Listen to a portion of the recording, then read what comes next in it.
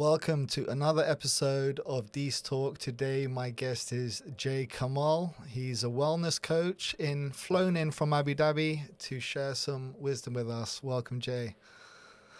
If you could perhaps start off, explain a little bit about what it is you do, because I think a lot of people haven't heard of this fascial maneuvers, which is really interesting. Wow, firstly, thanks for having me. Pleasure to be here. So yeah, let's jump straight into it. So a lot of people hear the word fascia and associate it with the word facial. Yeah. So it's definitely not a facial, even though it does a lot to your face as well. All right, your face is involved. Your face definitely involved in the process. So let's start at the beginning. Let's go really to the basics and talk about fascia. So fascia itself is connective tissue, and it lives inside the body, underneath the surface of the skin, and it wraps around and through every organ, tendon, ligament, muscle. Right. It's made from collagen, it's fluid, it's water-based, and it has electricity. Right. So imagine, the best way to describe it or imagine it is, imagine you have this fascial web, almost like a spider web. Sure. And it sits inside the body and it wraps everything. You could say, I mean, I like to say this, that you are fascia. You are fascia. So that's connecting everything together, and then there's signals going from that to the body and back to all the organs, and it's like a communication mechanism. Exactly. Right. So spot on. So the same way the brain has billions of nerve endings communicating with the rest of the body, the nervous system. Well, fascia also has actually more, trillions of nerve endings. Right. And they are constantly sending signals, electrical charges to the nervous system, to the brain, to communicate. Right. Now, here's the thing though. Sometimes there's a communication breakdown. Same way in life.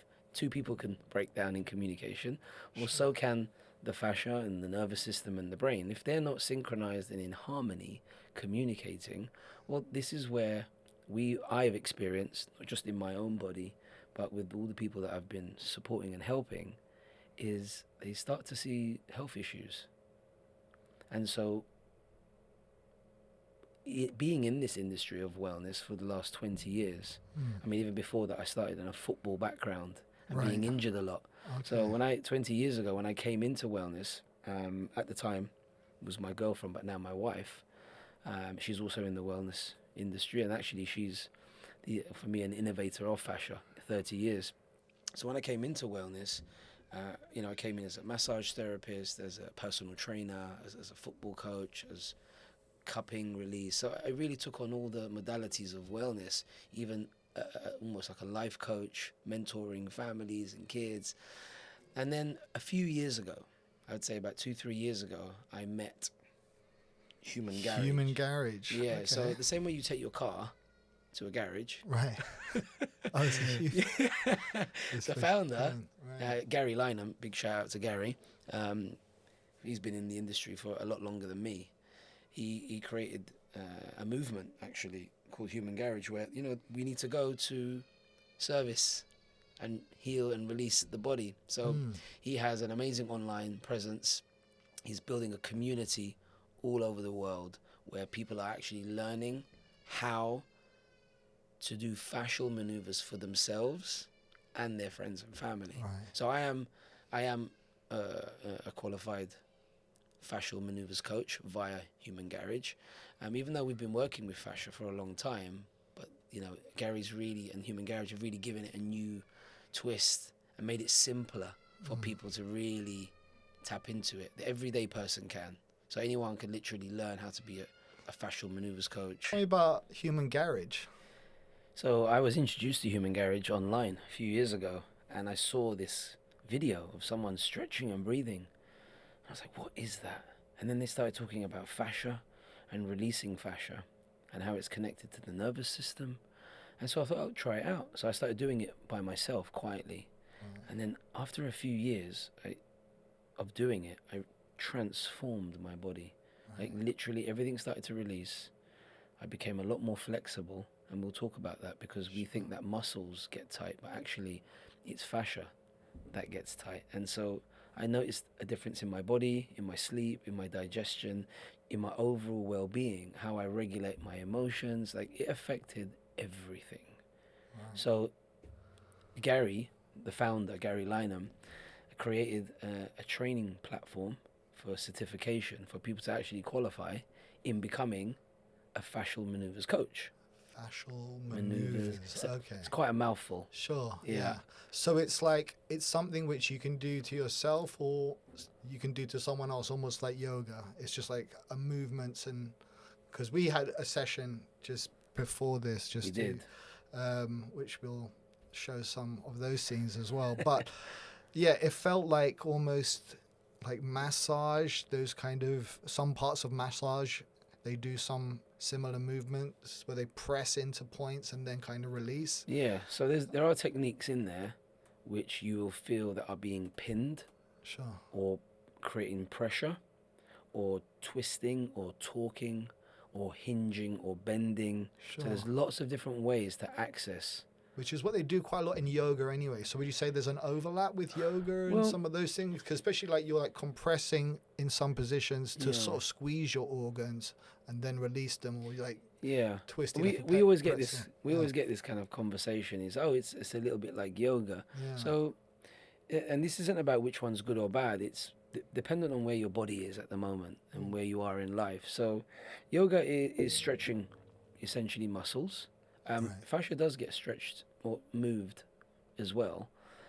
However, the dynamics of fascia and the way that the fascia system wraps around and inside the body, the movements are different to the movements in yoga. Okay. All right. Now, that's not to say because you're stretching a different thing. Right. So, like, a lot of sports people or Pilates or yoga, there's stretching involved. Static stretching involved in the muscle, whereas when we're doing fascial maneuvers or fascia release, it's the fascia tissue and the fibers that we're actually trying to move and release and get flowing, and that's what releases the muscle to move more easily around. So because it's attached to the muscle, it's attached to it, it runs through it, it's supporting it, it's holding it together. Right. So fascia, that's why I like to say we are fascia, actually. Right.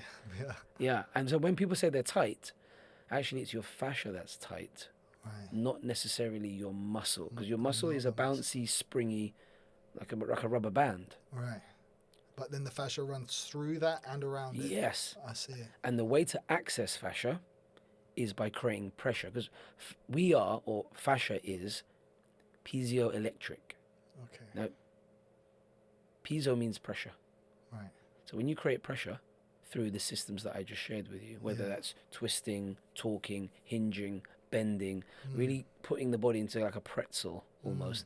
And when you use your pressure system called your breath in the techniques that we used, then you are now, because breath also accesses fascia, it also sends communication. And what happens is that fascia actually creates an electrical surge or an electrical charge, a communication that actually speaks to the nervous system, speaks to the brain. And what does it say? It says, let's start working on inflammation. Let's start working on stress. Because stress isn't just in the head. It also sits inside the body, the organs. But see, what else are we? So we are fascia. So we are collagen, this tissue, this network. It's electricity, it's water, but it's also emotions. Emotions sit inside.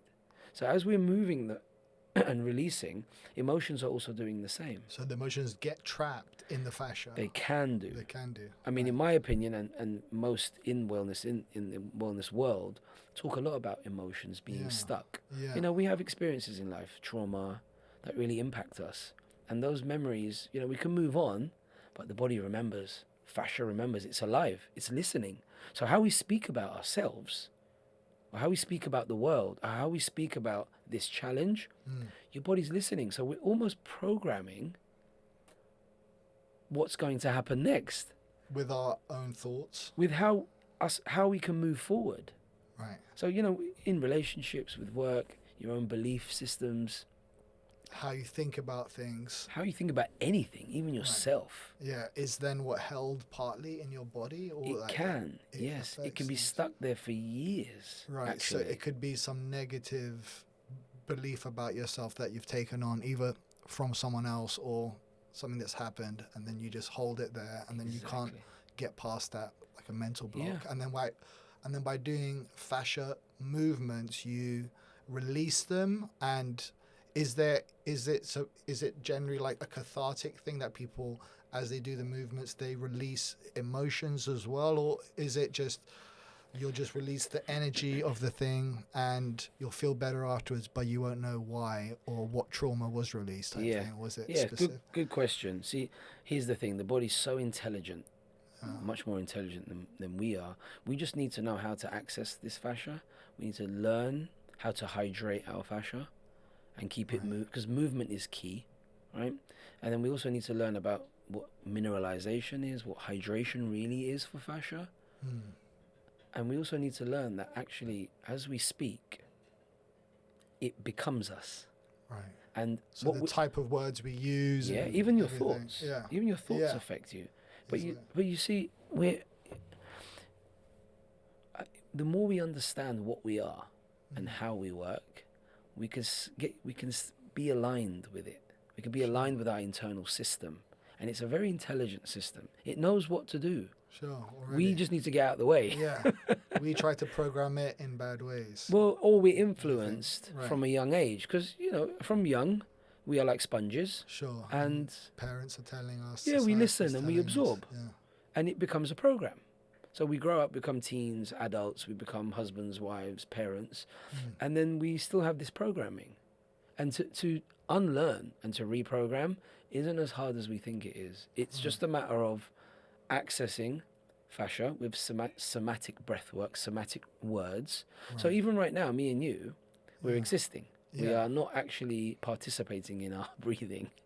Actively we're just staying thinking alive about it, right? Yeah, it's just happening by itself. Something inside of us is helping us stay alive. Breathe. Yeah. Yeah. And what does it mean to breathe? Sometimes we do a sigh of relief and you go, that's a release. That's a parasympathetic state release. The nervous system wants to now reset. We need resets. We need to detoxify. But you see, it's not just physically. We need to think about how we're speaking, how we're thinking. Two people can go into a situation in life. One will see it as the worst thing in the world. Yeah. And someone else will see it as the best thing. The best thing in the world. Yeah. What's the difference between those two people? How comes one's programmed like that and the other one's programmed like that? Both human. Sure. See, it's their internal systems all of a sudden. It's their belief systems that they've created or received. And at some point, as we become adults, we need to take over the responsibility of, going back, cleaning house, whatever that looks and sounds like, and addressing a few things. Yeah. And I've found, for myself, but for everyone that I've worked with, support, that one of the best ways is to access your fascia in the ways that we're talking. So you'll be talked and twisted and pulled and bent, and there's everything from ear talks to tongue twisting to twisting your cheek. Right. It's almost like this stuff like held inside which we're going to twist and get out. And as you twist and put fascia under pressure, it creates an electrical communication. Right. That's it. My aim here and forevermore is to create simplicity in wellness. Sure. A lot of the time we get a little bit confused and overwhelmed with vocabulary and masters and experts. Yeah. And actually, you know what we really need to do? Just keep it simple. Keep it simple so that we can just come back home. Right. And where's home? Back in our body. Nowadays, we're so much outside of the body experiencing life that actually, and we always talk about being present, be present. Yeah. Well, it's very difficult, actually, if life is existing outside of us and we're not accessing everything that's inside of us. So a simple technique you would give to, say, listeners is how could they start on their fascia movement journey? Well, we could even do one right now while we're sitting in a chair. Yeah? So look, I'll show you right now. So if you take your right leg and you almost swing it over to your left leg, right? So we've already created a kind of a twist and a torque. Yeah. Right? And then you take your right hand, goes under your right armpit, left hand here, and then you turn to your left. Right hand, right armpit. There we go. Turn to the left, and then we're going to take deep breaths in through the nose, out through the mouth.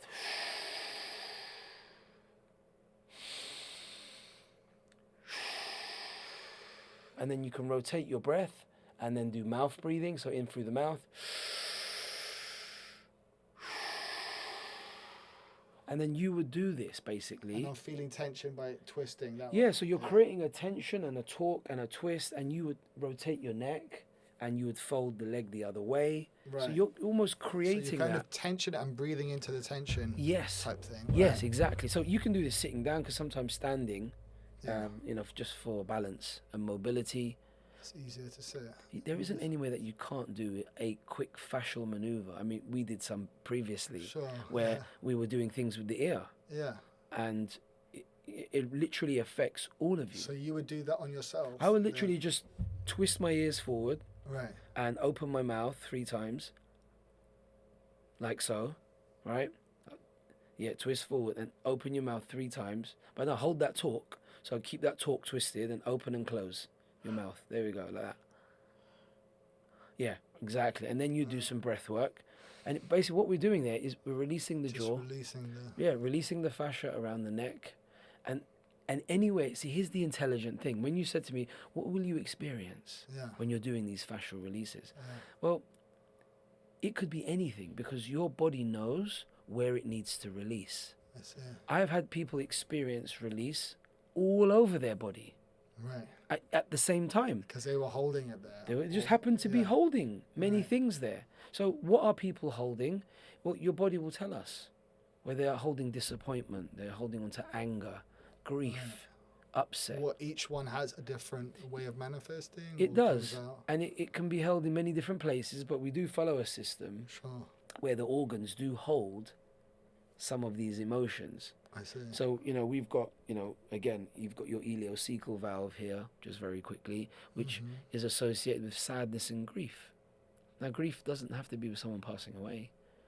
It can be from loss. It can be the loss of anything. Right. The loss of a relationship, the ending of something, where something just ends. And so we do a twist and a talk and some breathing and some affirmations that we talk to this area where we could hold on to something. And then we go to the liver and the gallbladder, where there's anger and resentment. And we just work along all the organs. And we just giving them a bit of a twist. And you can literally hold these yourself. Like what we're teaching people is that you can find out where your organs are, hold, twist. Most people probably don't know. You're right. Inside. See, that's another thing. I mean, that can what's break inside out. What's inside? Where are my organs? Yeah. And you can release the fascia and the tension and the stress out of the organs. Wow. So you find your organs and be like, all right, come on, kidney, let's sort this out. Yeah. Let's start talking to kidneys. Let's start releasing. So you can physically identify I can access all your organs. Spleen, your kidneys. Wow. Yes, your gallbladder and your liver, your stomach. Should learn that, right? Where their own organs are. you see these conversations in wellness. For me, they go off and branch off in so many different directions. Because I have someone who's also worked with children in social emotional learning and emotional intelligence, and working with families around parenting, and working with teachers in schools about how to be more emotional and human in an academic environment. Yeah. Because it becomes about academia, doesn't it? Yeah. And we forget that. Very learn, repeat. Right. Kind of competition, scoring. Right. Testing, etc. And we forget that there's a human being there. Yeah. And we also have to do our job, and there's results, and there's levels of the school. So there's a lot of pressure. Right. So, having gone through this system, working in this environment, in the education sector, I've realized that children as young as 7, once you start working with them and they're starting to learn how to name their emotions, this is going to link back to fascia in a minute. 7 years old, you're learning about emotions. You're learning about when you feel those emotions. Right. And then you're being shown how to work through that emotion so that you can regulate it in a positive way. So right now, when a 7-year-old's upset, if they're not shown how to regulate, what are they going to do? Scream, cry, throw something, right? Yeah. And when they go to school, it's kind of the same thing. Yeah. They'll throw a tantrum or they'll shut down. Yeah. You see, for me, what's education? Education must be, how can we teach children to learn and regulate emotions in a positive way? Right. Because they're either going to hit someone, throw something, steal something. They're going to do a behavior because they don't know how to regulate this emotion. Because listen, this emotion is big. Yeah. It's huge for them. It's overwhelming. It's overwhelming. At the time. That's why a tantrum still happens. But guess what? Yeah. You know how they're dealing with it? Did you know that's their release? Right. That's the way to get it out. That's their release. So what do we end up doing? Like, punishing them. Yeah. So I've seen parents and teachers punish children Forceful. for releasing this big emotion. Well, I guess if it's a disturbance to those around, that's the big thing. Well, it can also be a huge learning curve for the whole class. So you think a better thing is like, she's experiencing some strong emotions right now. Let's help her get them out. Or not like that, but yeah, but that's the consciousness, that's the awareness, right? So I mean, I've gone into schools and classrooms and I've taught children emotional regulation. So how would you, for instance, let's say one example. Yes, someone else steals their toy, they start to feel yes. Wait a second. So are they feeling something? They start to So they want to be seen and heard. Okay. You have to acknowledge their feeling. All right. Before, and sometimes they don't even know what they're feeling or why. But the fact that an adult, a regulated adult, because if a parent or a teacher comes along who's dysregulated, okay, that can just make it worse. If you're irritated or annoyed, you've got a headache or something's going on for you, how are you supposed to regulate a child? Yeah. You're not going to, are you? Put on your own oxygen mask first. There you go. Yeah. But see, if you don't know how to regulate yourself, then for me, in my opinion, you got no business being around children. Right. So you should pass some sort of emotional regulation test. I've always joked about it, but there's a part of me that's serious. I'm like, before you can become a teacher in a school or a parent, before you're ready to, you have to pass a test. Yeah. You have to do a test. Yeah. Wait 1 minute, we do tests for driving and everything else. Do other stuff. Why not? Yeah. Especially if you're dealing with young, and you're explaining to them how to regulate. Yeah. So children are learning and they're watching us. So what happens is, what's great is, because I work with children in their fascia, and because they're still young and they haven't received the abundance of life experiences, they can actually adapt really quick to fascia. So you think their fascia is quite flexy still? I've done it on my children, and I do. So my daughter, bless her, when I do any fascial release with her, immediately there's just like a release, some tears. You can hear gurgling. You can see that there's areas of the body that twitch.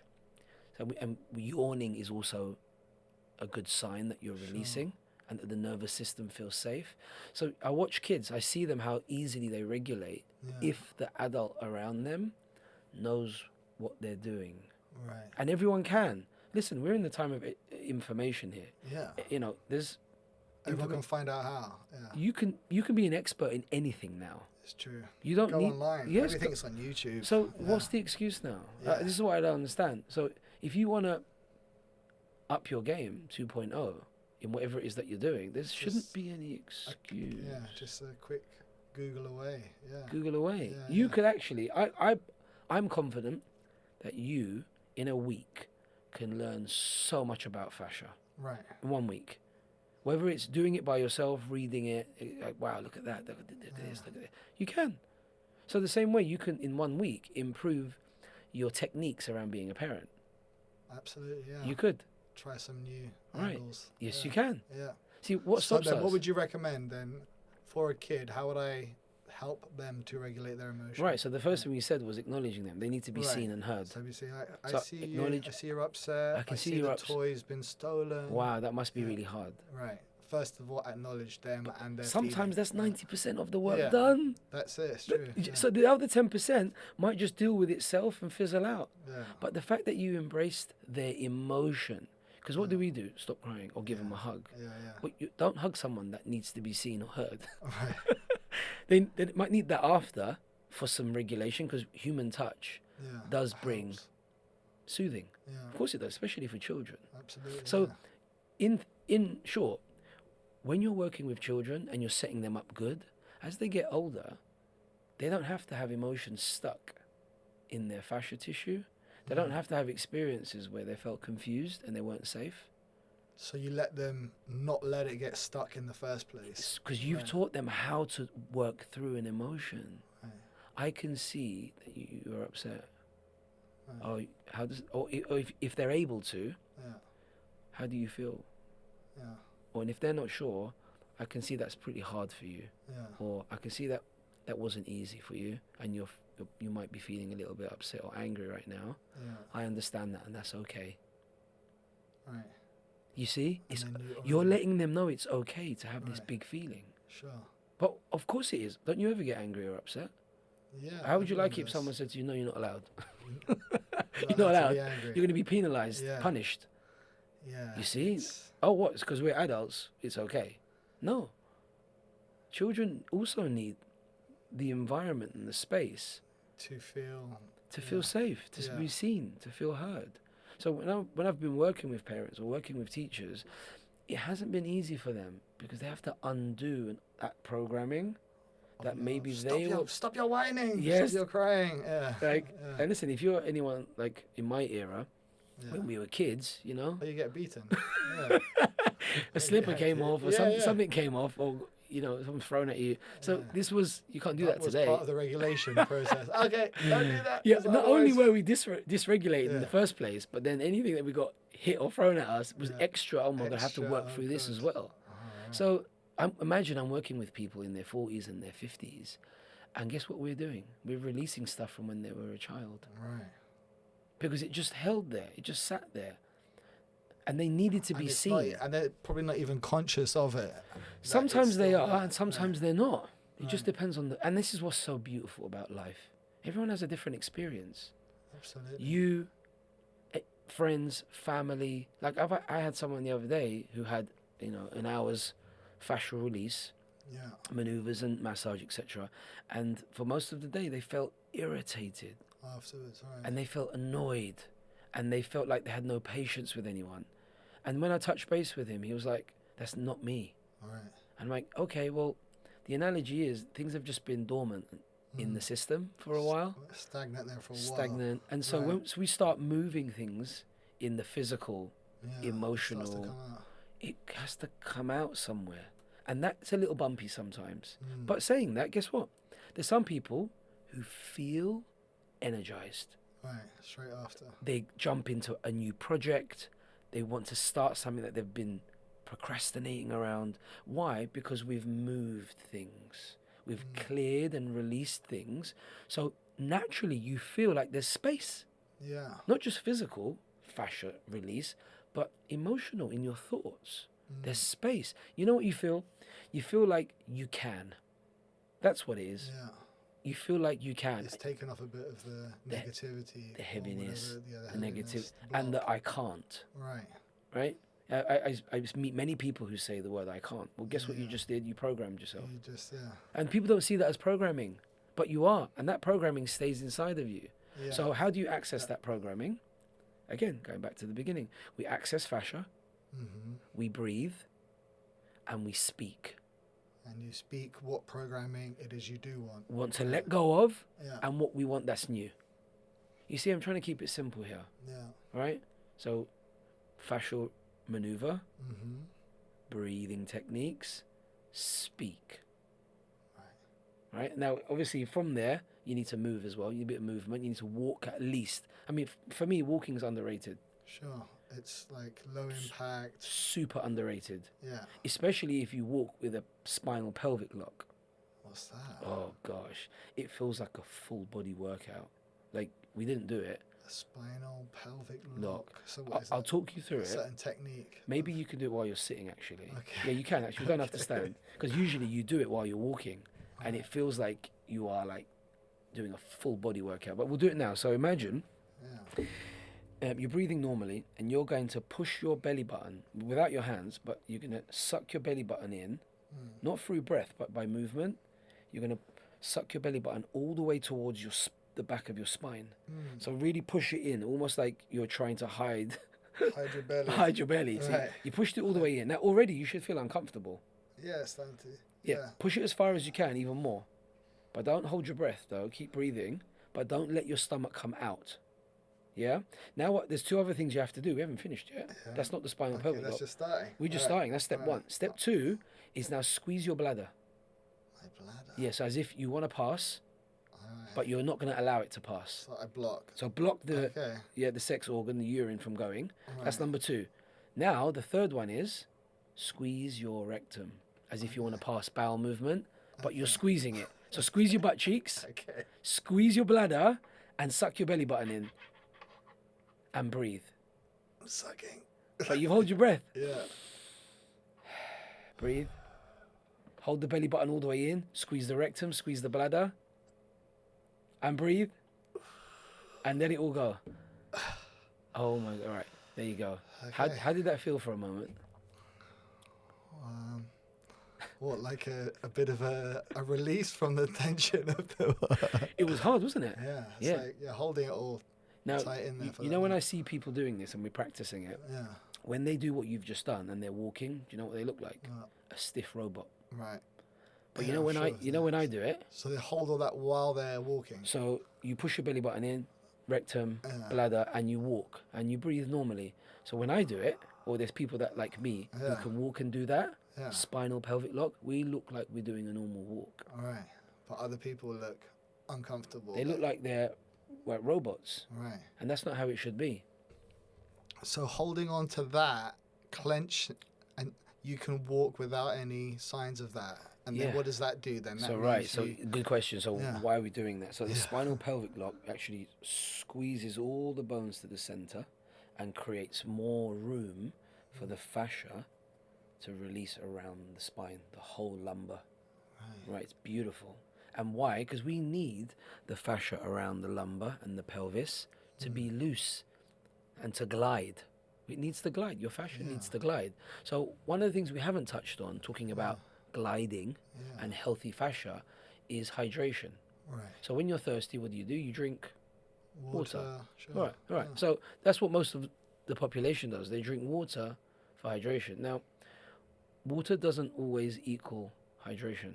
Actually, there's studies done that too much water of the wrong water, and what does that mean, can cause chronic dehydration. So we are made of minerals. We are 102 minerals. That's a lot of minerals. And we need to be able to replenish those minerals, firstly, through a good source. One of the best ways that I've found to have good minerals is something called Irish sea moss. Might have heard of it. Sea moss, okay. Yeah, so Irish sea moss or sea moss gel, that has 92 minerals inside of it. Okay. So that's a lot. And is that just how do you take that as a pill or as a? It can be freeze dried. It can be turned into a gel. Because in its raw natural form, it looks like a big clump of seaweed. Okay. Like a purpley, yellowy seaweed, and then you can go through the process of cleaning it, soaking it, blending it. So you buy it like that raw? Yeah, you can if you want, or you can buy it where companies ready-made in a gel, or you can buy them in powdered pill form. Okay. So there's different forms, but the fact that the minerals in there are good, and you've obviously be mindful, look for the good quality Irish sea moss gel. But then the other thing is that we're made of is silica. Right. You are 25-ish% silica, give or take a percent, right? Silica is like sand. Sure. You know, so there's something that we take that we recommend, and I take actually for me is something called diatomaceous earth. Diatomaceous earth. It's a mouthful. It's food grade and it's silica. Right. It's a white powder, has no taste, no smell, and obviously check to see if you're able to take it, because sometimes if you're going through a healing process, whatever that is for you, maybe there's phases to take it or not. But in general, for the most part, it's very good to take. Right. It's a great mineral. Of that as a supplement. Silica, exactly. It's a great. It's what you are. You are silica. Right. You need silica in your life.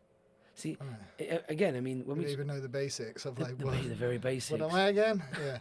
Yeah. We are minerals. So we are minerals. So if you drink water that hasn't been filtered properly, like cleaned, and you drink that water, first of all, you're drinking many toxins and chemicals, which play havoc on your internal systems. So you think most water out the tap is Well, like you should. that? Personally, I would never drink water from a tap. Oh, really? Yeah, I wouldn't. And I try to avoid drinking from plastic bottles, like watered bottles, Sure, if I can 'cause help that's- it.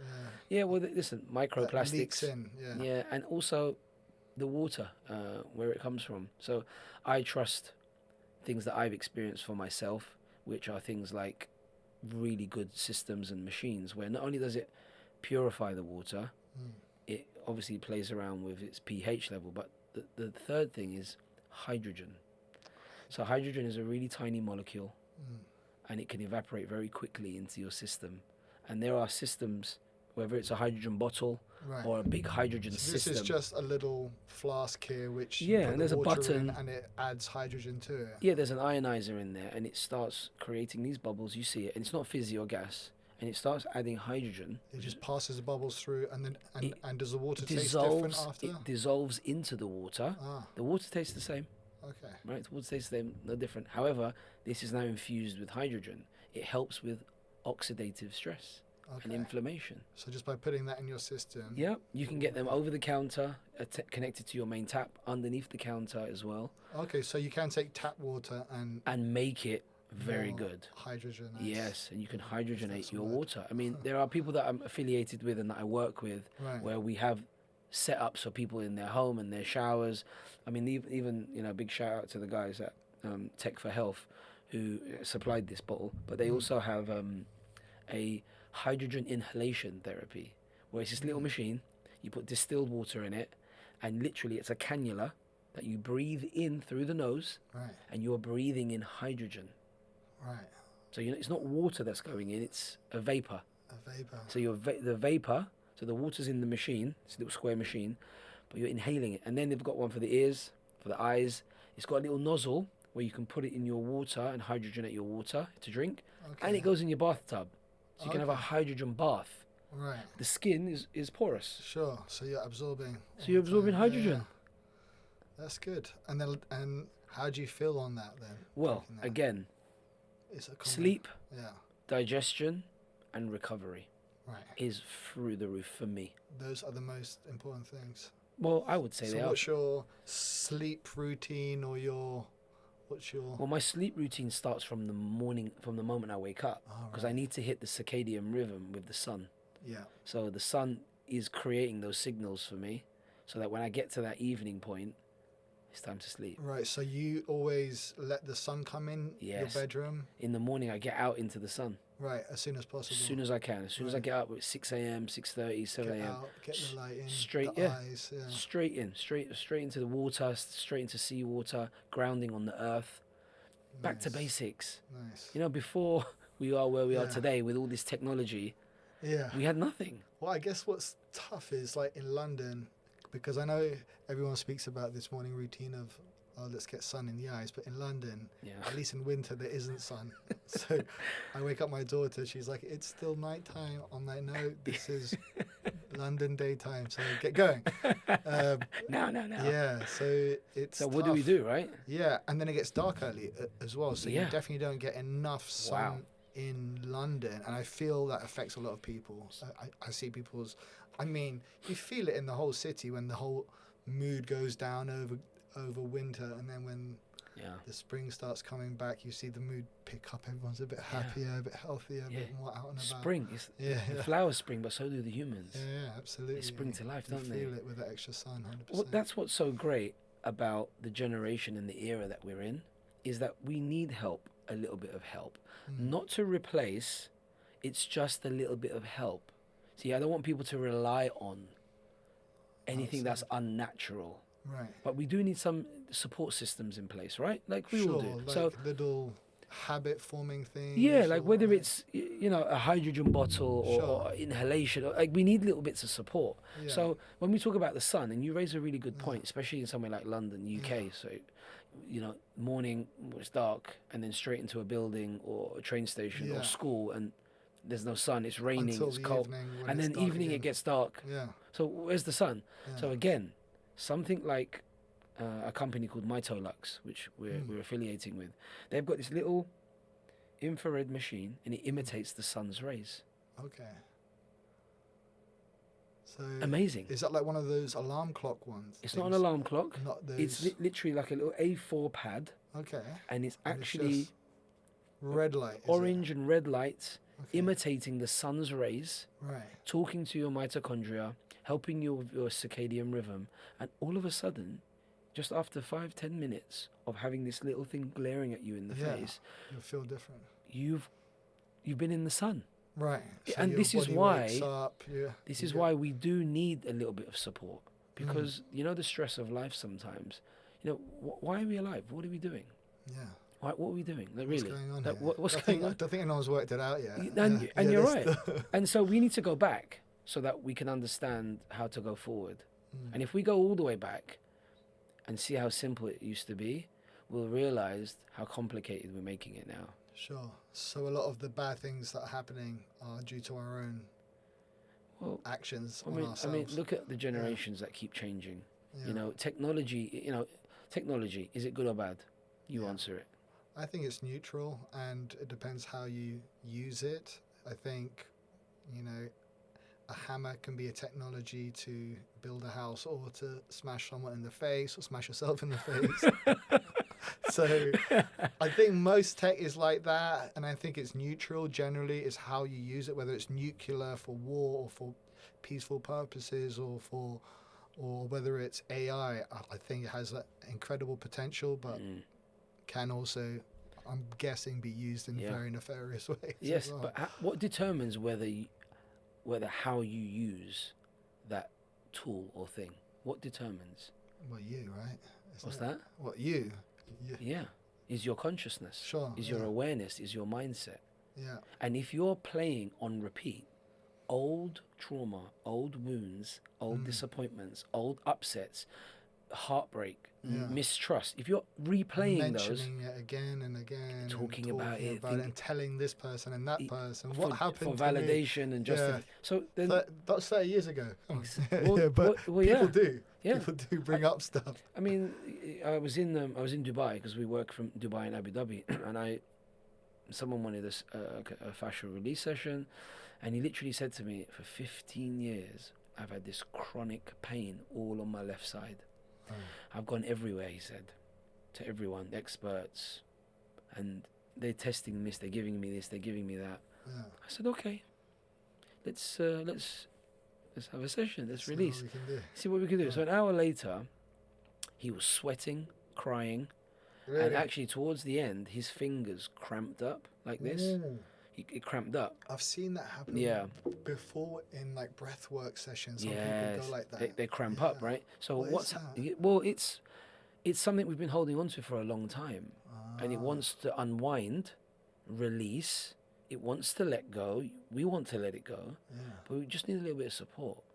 So imagine 15 years of chronic pain, and then to the point where, I won't mention who this is, but he said to me, I genuinely feel like if we had one more session, everything will be gone. Wow. And I said, that's actually a compliment. Like that's taking it done so quick. Well, it's amazing, but I won't take the credit for it. Because your body's the intelligent system that knows what to do very quickly. Fascia works quick. You just open the door, they have to walk through.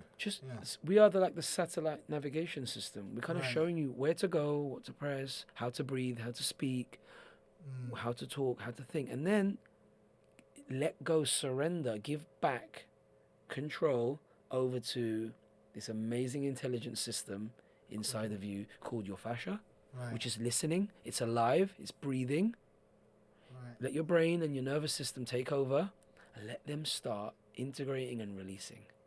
I've seen people change the way they think, the way they speak, the way they behave, even just after one fascial maneuver session. It's that quick, and it can let go of something really old. Now, is it a quick fix pill? Is it a biohack? No. It's coming back to the natural order of things. Your body, your fascia, wants to be aligned. It wants to be in harmony. They want to all be communicating at the same time and on the same page. But if your body does not feel safe, if you don't get those signals from the nervous system to the nervous system saying you're safe, you will hold on to and not start your own internal healing. You don't get healed from the outside, but again, the sun does help, and grounding and walking on the earth and the sand does help. But right. that's only That's to activate the intelligence system inside. Right. That's already there. That's already there. Right. We just... So we're so cut off from it these days. Yes, we are. So we need to reconnect with our own body. Almost just like listen to the body more. Well, how can we listen to the body more when we're so busy and we've got so much head noise? Yeah. Like, look at the responsibilities of today, the pressures of today. When do you get a moment just to go, just to release? Yeah, hardly. It's back to back. It's back to back. Yeah. Or even on top of the other thing, another thing happening. Yeah. Wait on a second. Yeah, layer after layer after layer. And before you know it, you're just exhausted. Yeah. You can't even think straight.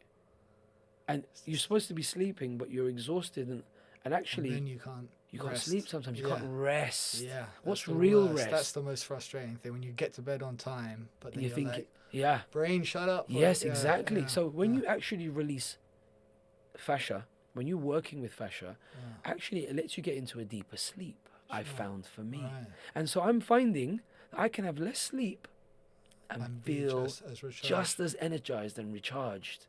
So here I'm speaking from experience, right? But I'm also speaking from all the people that have fed back to me about things that they've felt that they've never felt before. Right. And that's not because I gave them anything or that I did anything to them. I'm not the guru here. Well, you help them to release whatever was in them. And then they start to feel. Right. You know the aim here is for all of us to feel. Feel ourselves. To feel. Right. We become so numb to everything, anything, something, that actually when I first meet people, they're like, how do you feel about this? Oh, I don't know. What do you want to do with this? I don't. Like, there's a lot of I don't know. Right. And that I don't know isn't that you don't know. It's because you're not connected to self. Right. You haven't connected to heart, to desire, to passion, to your soul, to the deepest parts of you. You know, you have to be connected really deeply inside. And when you're not, life feels confusing. You're constantly looking for the why. Like, why am I doing this? Why did you do that? Why did she say that? Why did that happen? And everything becomes a question, but never an answer. And so the magic of working with your fascia is you stop overthinking so much. I stopped overthinking. Right. I simplified how I moved in the world, how I interacted with people. I didn't take on other people's stuff so much. Right. I didn't need to feel insecure or fear or justify or validate. Guess what? You're having your own process. Yeah. I don't need to get involved in it. I don't need to digest what's going on for you. And we always feel like we needed to because we weren't anchored in ourselves. Right. So I feel anchored today. So when did you first feel that anchor after starting to work with my own fascia? Right. It starts here. Right. How can I help anybody else? It's a constant process. Every day. There isn't a day that goes by, or even when I'm sitting, wherever I'm sitting or standing, that I'm doing a fascial release maneuver. Are you always? Always. Right. And there isn't anyone that I interact with that I don't do fascial maneuvers on them. Oh, right. What? Yeah. Eventually, like after 2 minutes. By the way, I just got to do it. It naturally. Their tongue. Because naturally, the connection from me is, how can I help? So like, you always see, can you like read a person's body now? Oh, this guy needs some neck release.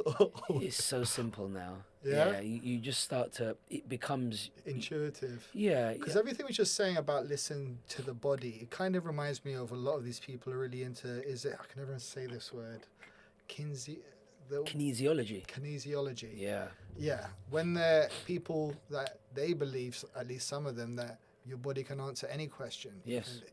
Ask it anything. And Absolutely. if you sort of, your body will give subtle signals to whether it moves down easy or it's weaker. So this is almost like just tuning into that on a deeper everyday level, to always kind of go back to listen to yourself, to listen to your instincts and listen to your body, which, like you're saying, we're numb to because we're so like, well, the solution must be a thought process that's outside of us, that's agreed with by a consensus society, whereas this is just going in and just knowing instantly. So I get if you can make that your navigation system, it does really make it almost easier, right? Because you're not like comparing research from outside, different ideas, opinions, which can always end up just confusing in the end, right?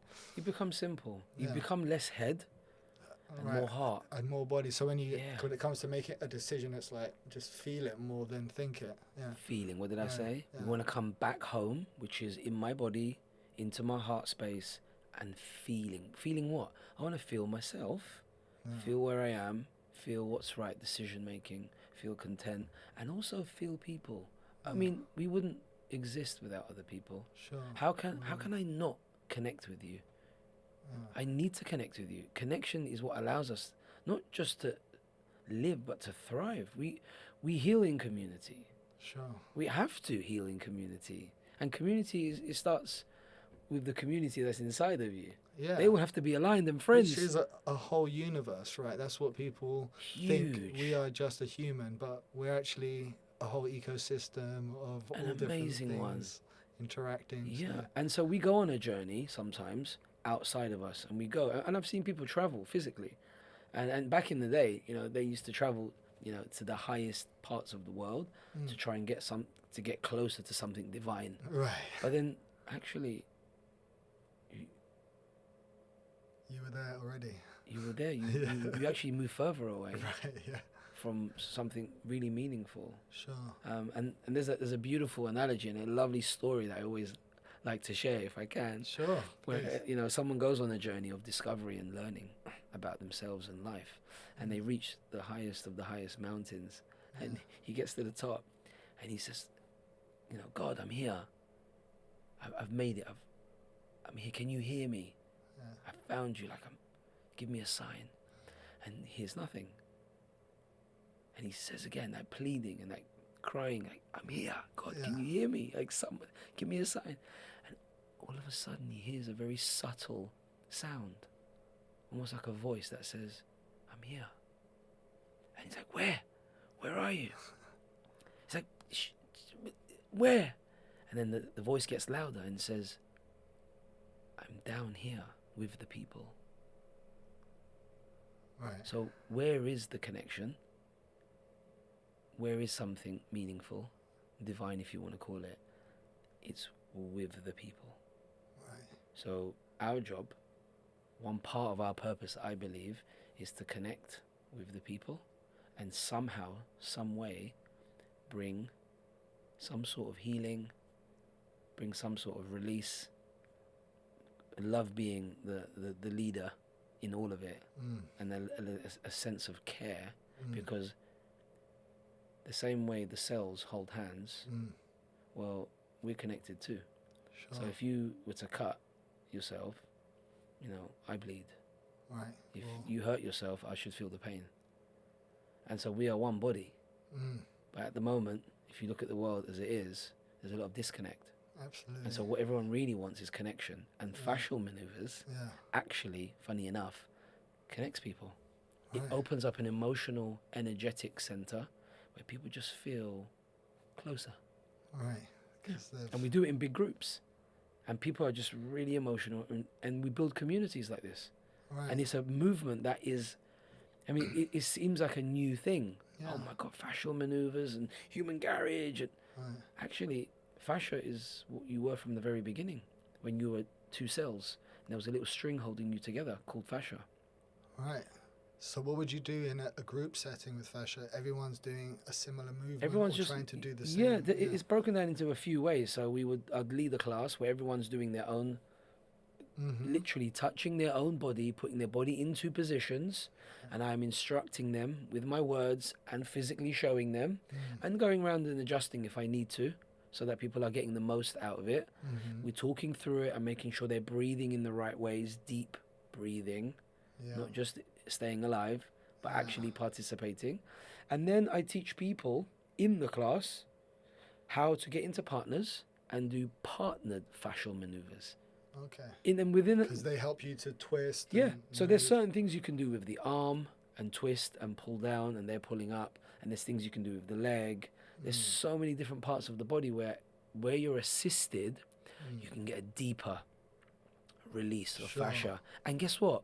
just being touched by another human being is already oxytocin and you name it. The electricity, the communication, from fascia to fascia talking, signals being fired off. Right. I feel safe. My nervous system is like, because look, touch yourself.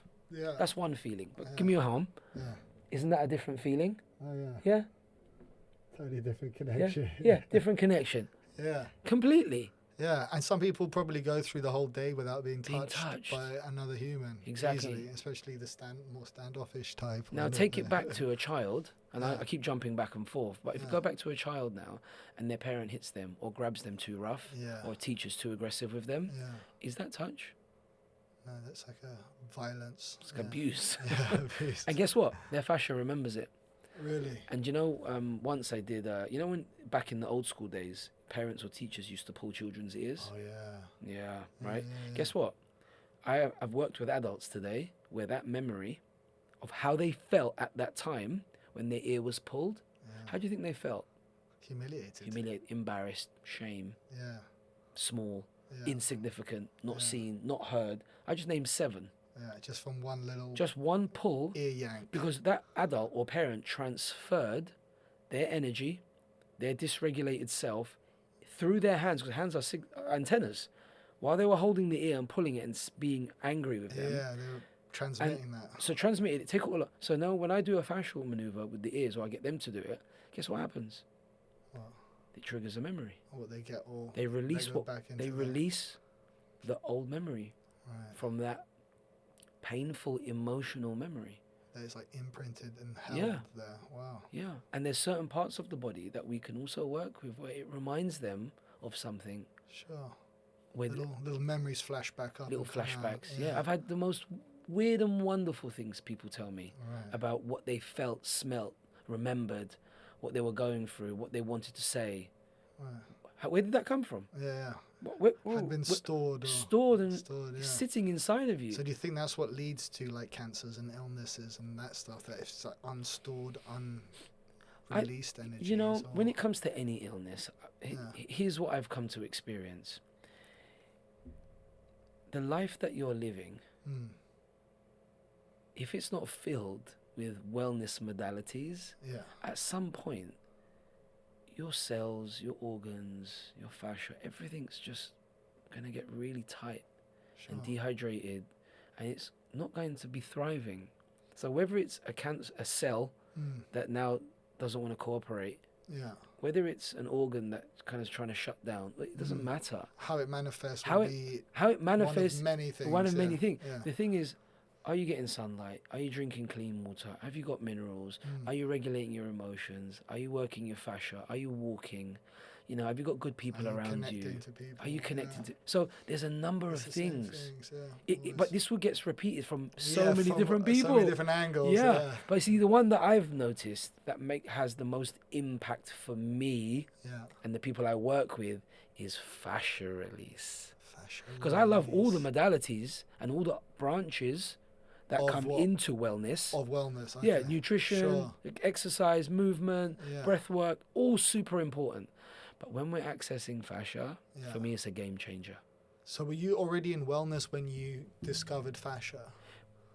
Yes, because I've been a wellness practitioner for 20 years. Right. But before that, you were doing just like more massage and more... Yeah, so it was more manipulative work and understanding. But the last 3 years, I've really taken on this idea of how important fascia is, and this unique ways to access fascia within myself and how to teach other people. And it's just become this beautiful, seamless, growing movement of people that are wow. And people say, I disregard this really quickly, and people say to me, oh my God, where have you been? As in me. And I'm like, no, where have you been? Right. Because this fascia manipulation has been around since the beginning of time. Right. It's not where I've been. Where have you been? Right. Because it comes into other things, like it comes into yoga and massage, I would assume, or there's some overlap, or it's like doing some similar things but with a bit of difference. Yeah, I think there might be some overlaps in some in some ways. However, the majority, fascial release and fascial maneuver stands alone. Right. But yes, when you're doing walking, any sports, yoga, Pilates, your fascia is still moving and you're still accessing it. However, the combination of these specific fascial maneuvers with the breath work, with the talking, with the programming, okay, when you combine all of those three together, wow. And add in there all the other lifestyle changes which you're going to make around food and water and sunlight and etc. and sleep and mobile phone and blue light. So for instance, let's break some of them down. So Yes. water, you should, if you can, hydrogenate your water. Or purify first. Or purify it first, if possible. So you can do that through a tap or not. Yeah, I mean, you can put a filter on a tap. Yeah, I mean, again, filters come in all different shapes and sizes and qualities. Different UV, qualities. Yeah. So, again, if someone knows what they're talking about, rather than just trying to sell you a product, I would go for someone who is passionate about water rather than just trying to sell a product or trying to get a cheap product. So, again, if we need to, we can put links and all over the place and stuff. I'm just thinking, what's an easy win? Like, if I obviously so water do's and don'ts. Stay away from the plastic bottles if you can. So glass. That leaves glass bottles. Yes. Or there's you can do like a ceramic. You can do ceramic maybe. But can you buy ceramic from the shop? I mean, because I assume most people are getting their water either from the supermarket or the tap. Yes, they are. Where are they? Yeah, I mean, let's keep it simple. I mean, finding a good water filtration system that has the ability to add hydrogen in it. Add hydrogen. Yeah. Okay. So that's one major win. Yeah. I would say that the amount of money we spend on water, it's not about the money spent. It's about the quality of your life. Sure. So that affects everything. Yeah. If you haven't got a life filled with longevity and health, then you're not enjoying anything. Absolutely, yeah. Well, doesn't can't matter. do anything else. Well, it doesn't matter. So you could either have water or you could have things like coconut water that has minerals. Coconut water is fantastic, but again, there's different levels of coconut water. Sure, pasteurized, unpasteurized. Yeah. So with that whole pasteurized word, why are we heating stuff up? Yeah. Well, to kill bacteria. So again, if we can find things, if we just touch on nutrition for a minute, if you can find things in their natural form, so untouched, as unprocessed as possible, raw fruits, vegetables, nuts, seeds. Yeah, I mean, I saw something recently where someone did a post online and they said something like, when did we start talking about organic versus unorganic? I know. And I was like, oh yeah, it's true. Like, I've never heard anyone say this before. Why are we not just saying this is a carrot? Yeah. Why are we saying an organic carrot and a non-organic carrot? Because non-organic was with agrotoxins put on it, so they can't say toxic carrot. Well, exactly. So things changed along the way during this timeline. See, our ancestors, they didn't know about toxins and environmental chemicals. They just had a carrot. Yeah. They just had an apple. And guess what? If the nutritional content was higher because the soil quality was different. You know about the soil, exactly. Now the soil's cleaner, the water was cleaner back then. So actually, an apple had 100% nutrition in it. Right. Now, I don't know. I'm struggling to find an apple myself that has full nutritional full content, 100%. Which it should do. Yeah. Isn't it sad?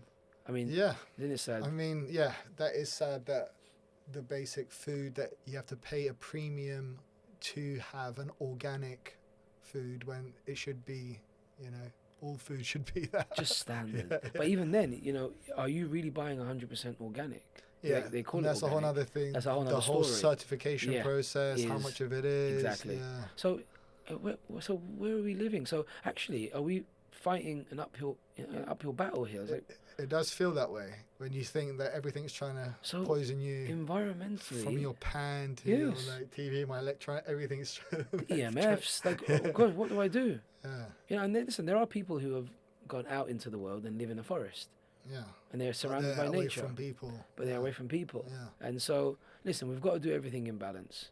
And what I found, again, with all these environmental challenges from soil, water, food, stress, air pollution, lack of sun, fascial maneuvers helps a lot.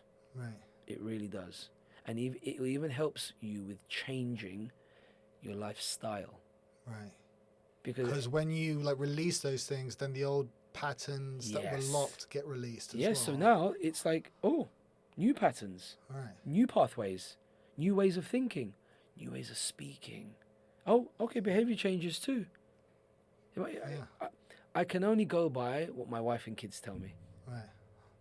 I can't go by anything else. What they tell you about you. About me. Right. I can't tell you that I've changed. So what are they saying? Well, exactly. I can go by what they say. Sure. And when they say to me, wow, you feel so much more softer, loving, caring, more patient. More present, right. Just here. You don't get angry or whatever it is because we're all human. Yeah. Oh, wow, really? I didn't notice. I was just going with the flow. You're just doing your fascia. Just doing my thing. So how can people find out about fascia? Would you say them to go? Are there some good YouTube channels you can just go on and be like, how do I do my own fascia movement? You know what? Great place to start is. I mean, I'm on social media as well. Jay Kemal. Okay. But Human Garage, you'll see a lot of my videos are fascial maneuvers. Right. You'll see, I'm certified, etc. But even going onto Human Garage site and watching some of their videos. Yeah. And watching the founder and some of the co-founders around what they've done, what they're doing, and there's coaches. I mean, they just certified like 250, 300 coaches all over the world. Okay. So right? They're spreading that knowledge out there. Yeah, and so it's like go out there and help people and train people to help people to help people. Wow. It's like keep the wave going. That's cool. And it's an amazing journey that they're on. And one that when I saw it, I was like, wow, that's a great journey. I want to be a part of that. Right. And I know, would you like to explain a little bit about how it affects the nervous system? Because that's quite interesting about the vagus nerve. Yes. And how that interacts with the we can talk some basics around that for sure. So again, if you access fascia by putting it into that pressure, so remember we're piezoelectric. Piezo meaning pressure. So you're sort of twisting yourself to create pressure and tension, yes. And then you're breathing into that. Yes. So you're feeling a little bit of pain while you're doing it. Yes. And you're kind of breathing through the discomfort, which then releases the more you stay there. Creates an electrical charge from those fascia nerve endings, sending a signal of communication to the nervous system, to the brain. They all start communicating. So once it's squeezed and like released. So almost. The nervous system wants to reset and it wants to release. It wants to feel safe. It wants to communicate that everything is safe in the body. We can start working on inflammation and de-stressing. Okay. That's what you're doing. And is that the switch from one type of is it the sympathetic nervous system to the parasympathetic nervous system? And that happens via the vagus nerve and with fascia included. So your vagus nerve can be accessed through some of the fascial maneuvers that we do. Okay. So even while you're sitting there, if you take your right hand and you place it across here, and then if you just watch what I'm going to do, I'm going to push in and twist. Okay. So I'm going to push down and twist. Twist to the other way. The other way. That's it, that way. Okay. Make sure you've got a good push down and twist. And then look to your right. Look that way. And then take a deep breath in through the nose. And again. And then through the mouth.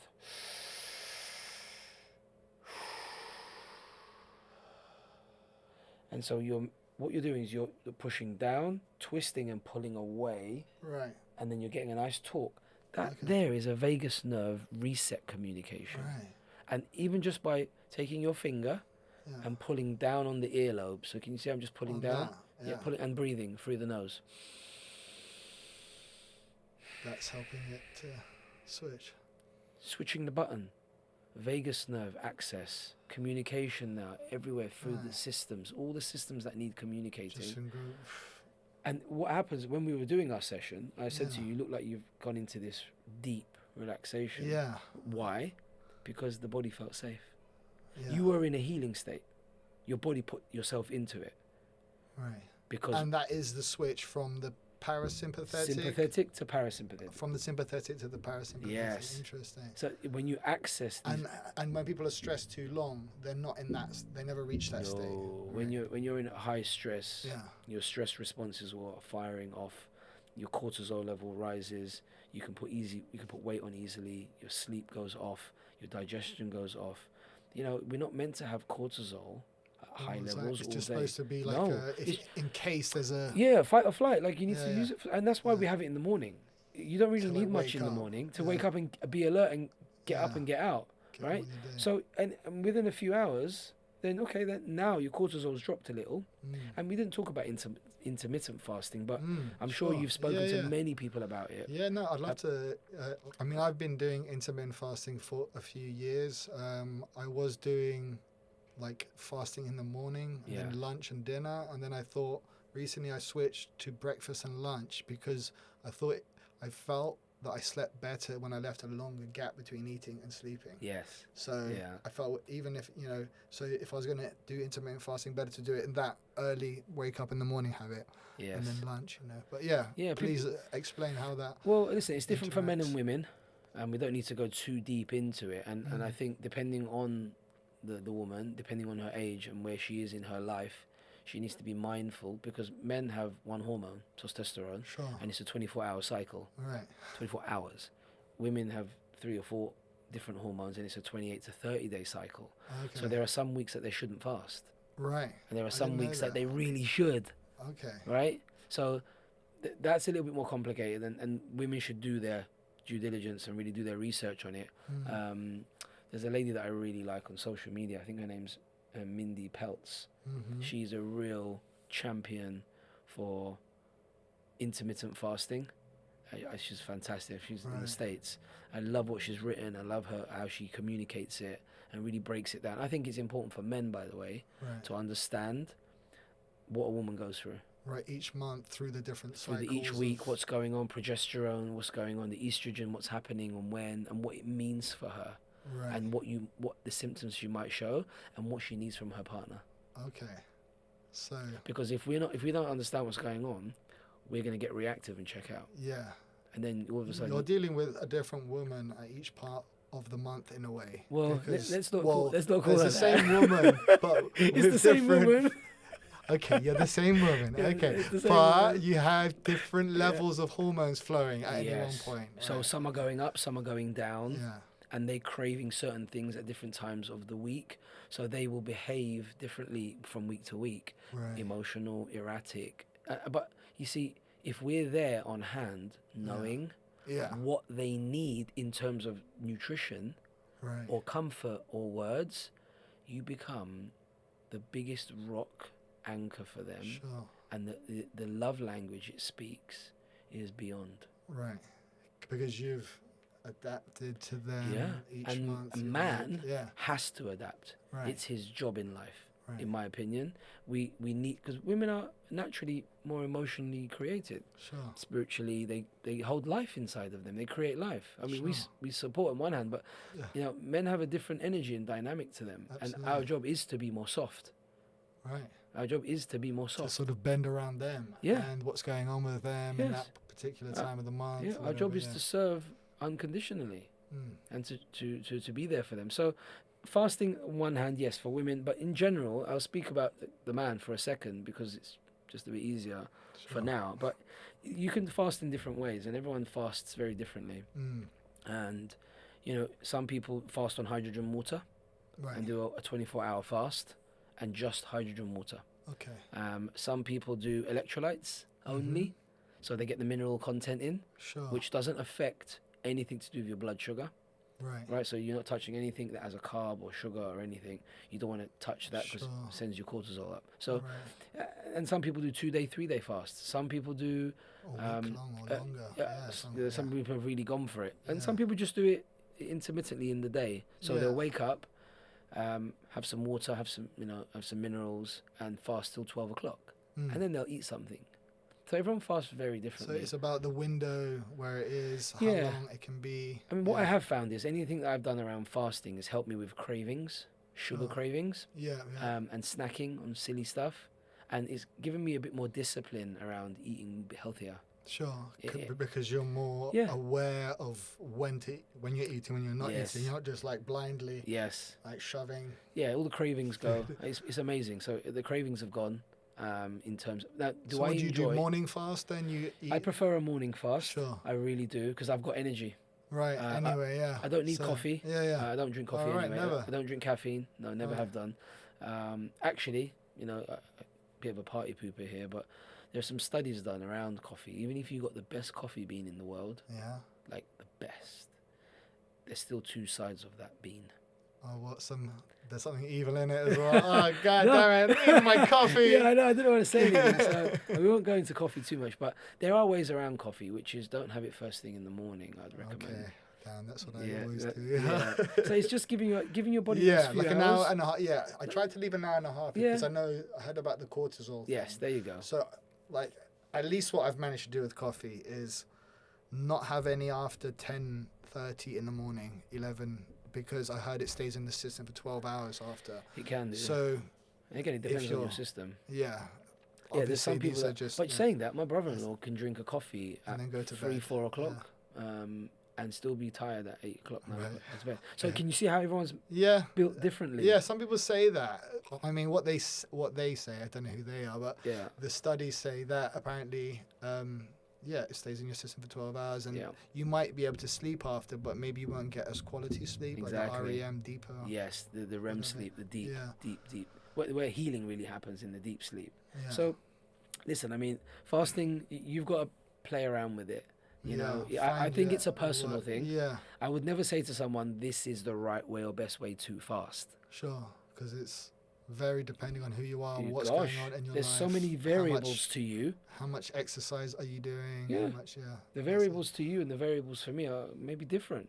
So everyone has a different system set up. But yes, fasting has scientific evidence and proof that shows actually things start to reset after 24 hours, 48 hours. Like, wow, 72 hours is like cells are being reformed, like things are resetting in the system. Yeah, like out, all the old cells. It's amazing. And if you can build your way up to that, then it's only good. Right. So you do what, like around midday? So no, I'll go. So wake up in the morning, 6:37.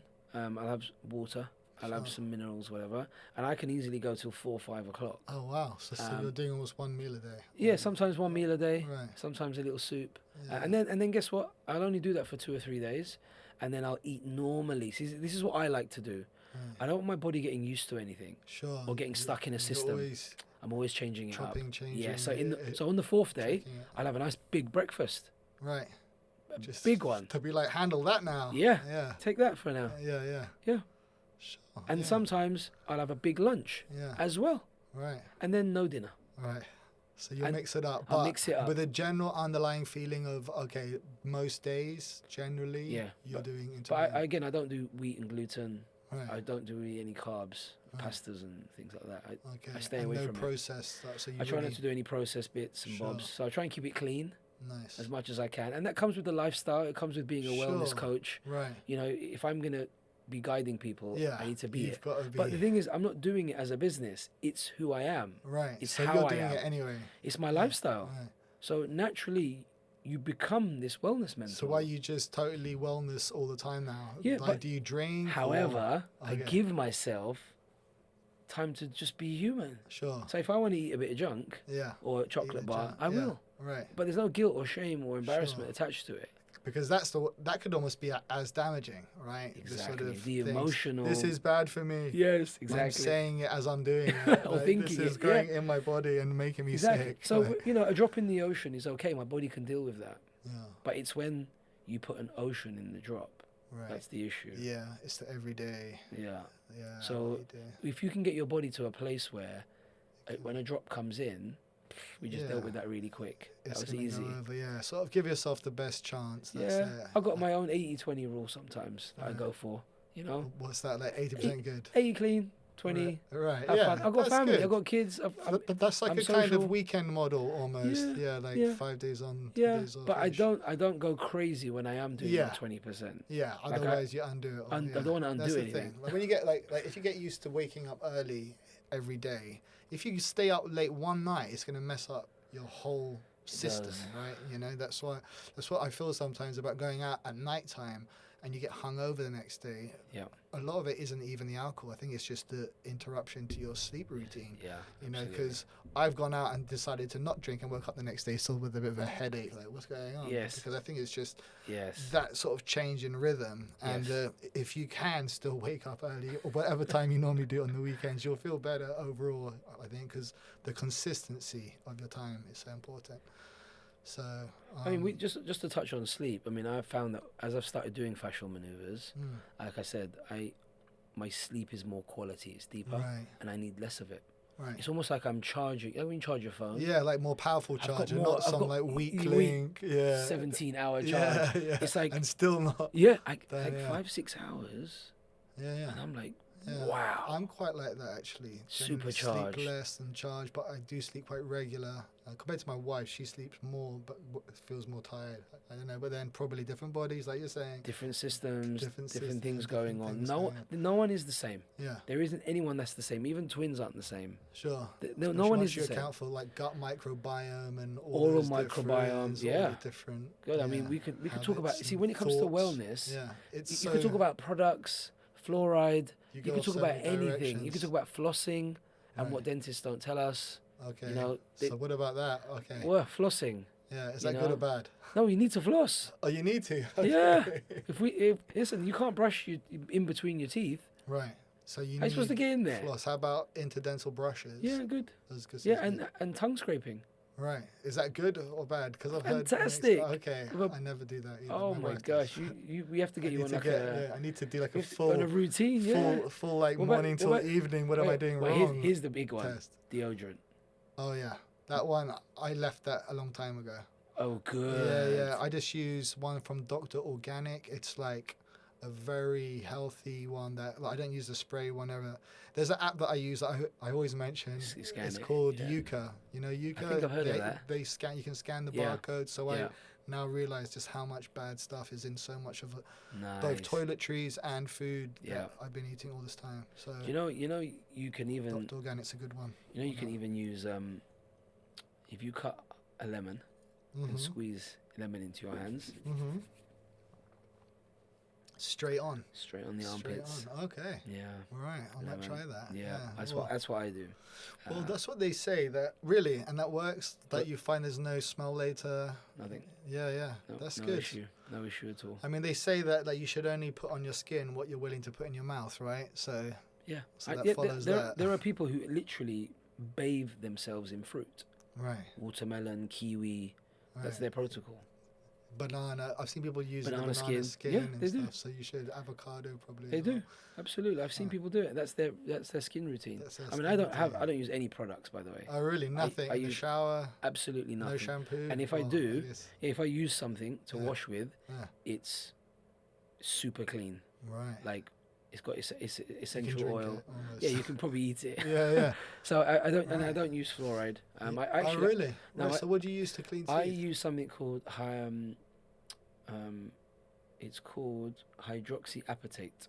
Okay. And it's vegetable derivative, and it does the same job, if not better, in my opinion, than fluoride. Fluoride is a neurotoxin, and it messes with your nervous system. And your pineal gland. I've heard it calcifies it.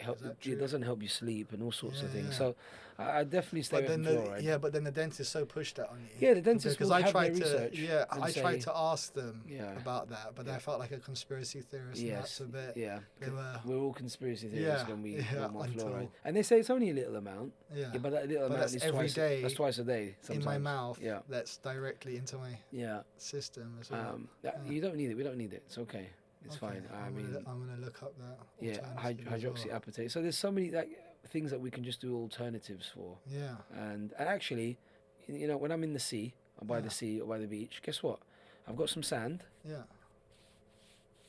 Sand scrub. Sand scrub. Right. I've exfoliated my whole body. Right. And after I've been in the sea, I don't wash it off. Right. That's seawater. That's minerals. Why am I going to wash that off? Yeah, that helps. Yeah. I mean, I just feel so good going in the sea. Of course anytime. you will. Like, every time, I just feel like totally charged the up. ions in the air around the sea, Yeah. and then the minerals in the water that you absorb.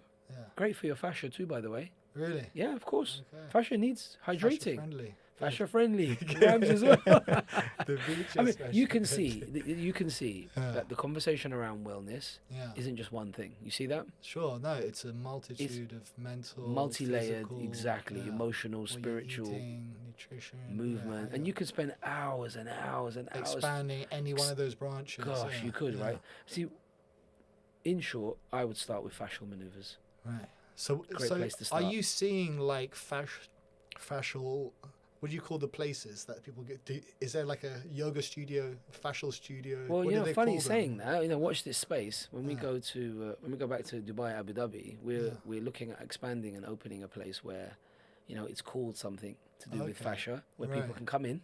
Right. And it's all fascia orientated. Sure. Everything because at the moment, if people want to get into it, it's probably not that many. It's not offered that much. But I'm guessing there's stuff online about it. But yeah, it's just it's like you and like many people ask me, what is fascia? Yeah. So this is a good chance for people to clock on. Really like to understand fascia, connective tissue. It's collagen. It's electricity. It's water. It holds emotion.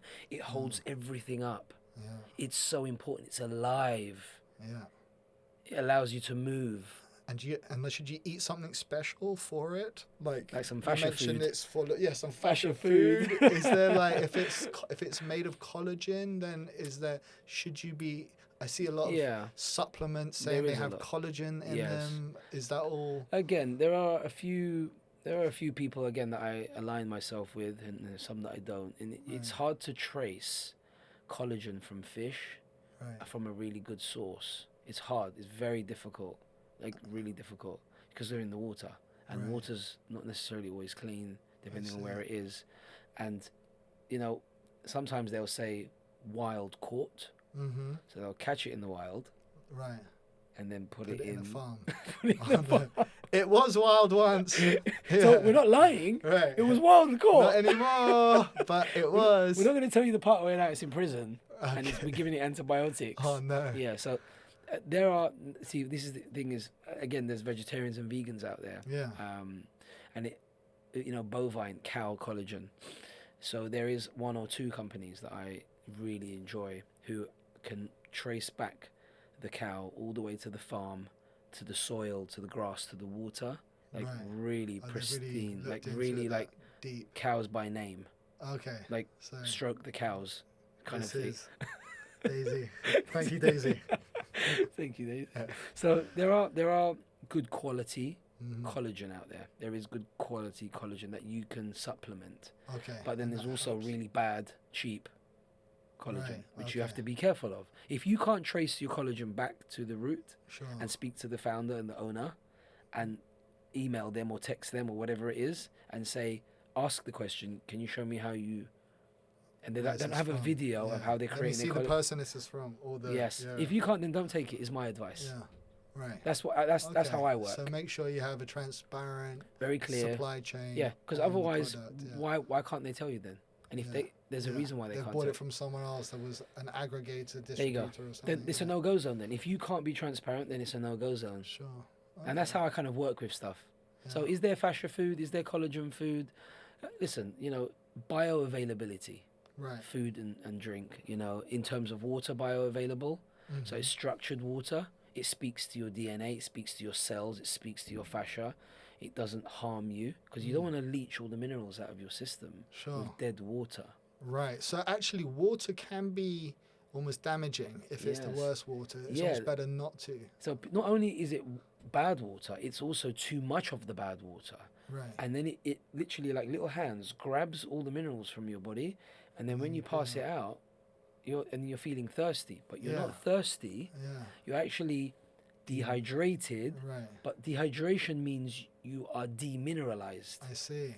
You see the language behind it. You need minerals, not water. You need minerals, not water. I see, So I take a tablespoon of Iris sea moss gel. Okay. And I take some silica, and I have hydrogen water, and I'm not peeing all day. Right. Which meant, That's the I other ain't got time. problem of I ain't got time to pee all rehydrating when day. I have to pee it out the whole time. Yeah, I ain't got time to pee all day. Yeah, it's true. I actually want to hydrate deep into my cell, Yeah. not slightly around the cell, deep And into the kind cell. of dilute it as well, and leach of which Yeah, is the scary thing. yeah, leaching minerals. The leaching of the minerals. So, there's a re-education needed, there's an unlearning needed around true wellness, right. emotionally, physically, nutritionally, energetically, environmentally. Like there's so many arms and branches Sure. that come around wellness. And you know what? Stuff like this podcast, and many more that you'll ever do, and many more that I will do. Yeah. This is what we're doing. We're trying to simplify. Putting the word out there. Exactly. We're trying to simplify wellness and give people the power back. Take it back. It's yours. You be the driver. Why are you giving the keys to someone else? Yeah. So everyone has their own little routines, little stuff they can do. It doesn't have to be expensive or complicated. Exactly. Or expensive machinery. Doesn't have to like be expensive. Super expensive coach or clinic or place you go to. It's just little things you can do at home yourself. You can do little things at home. Make sure you're sleeping properly. Make sure you're eating well, and then breathing well. And you can learn these movements to just reconnect with your body and yourself, and learn to feel and ask yourself first questions and see what your body answers. And yes, we all need a bit of guidance, by the way. We all need a little helping hand. Sure. I had it, you had it, we have it, we still need it. Yeah. You know, I've got mentors and teachers and role models that I talk to and look at. You know, shout out to Marcus Weston, who's, you know, a key figure, role in my life, emotionally, spiritually, like a father, brother, friend, mentor, wisdom. So there's so many people that we can thank and pull on, but we all need a little helping hand. Of course. We all need a little bit of support, and that's what I'm doing. That's what we're doing. Sure.